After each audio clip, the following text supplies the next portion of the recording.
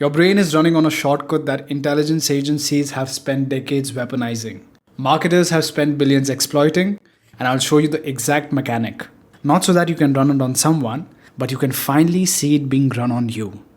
Step 1. Being seen, never approaching. If a former intelligence officer wanted to recruit you, he would not walk up and introduce himself. He would find out where you drink your coffee. He would get a membership at your gym. Without saying hello or making eye contact, he would just try and exist in your peripheral vision.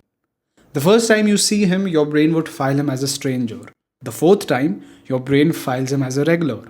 But the seventh time, your brain has quietly upgraded him to the guy I know. If Robert Zajonc had gone to the gym with you, he would have exposed this phenomenon as the mere exposure effect. Well, Robert is not the normal guy you meet at the gym. He's a renowned psychologist who in 1968 started showing people photos of random faces, random Chinese characters, and random made-up words. Some things he showed twice, some he showed 25 times. Then he asked the participants which ones did they like. The answer was embarrassingly consistent. The more times they had seen a face, the more they trusted it.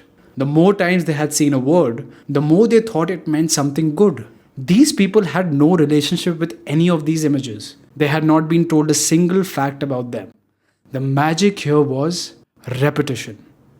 But wait, how much repetition? Well, the answer is about mostly 7. But honestly, there's no magic number. Although advertisers have repeated for decades that it takes around 7 sightings before your brain stops processing a face as a stranger and starts processing it as the part of an environment. It is because for most of the human history, if you saw the same face 7 times, it meant that the face had survived threats, survived the winter, and survived your village. Look around. The rule is still running. There is an Insta account right now you have never interacted with, but you would defend the person running it if someone insulted them in front of you. You have scrolled past their face 40 times. You trust the barista at your usual coffee shop more than several of your co-workers. You have never had a conversation with her that lasted longer than the time it takes to make a latte. Which brings me to the Black Friday method. If trust requires 7 exposures, then anyone who needs your trust faster than that has to substitute something for the 7. And the substitute they reach for every single time is urgency. Which is why the legendary Black Friday timer makes so many people go berserk. Or the salesman who tells you the offer disappears tonight. The investor who needs the contract signed by Friday or he'll go with someone else. The match on the app who tells you on date number 2 that he's leaving for a job overseas next month. So if you want to find out where this is going, it has to be now. None of these people have the time to be seen 7 times. So they replace patience with pressure.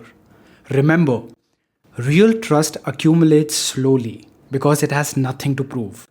Manufactured trust accelerates because it cannot afford the wait.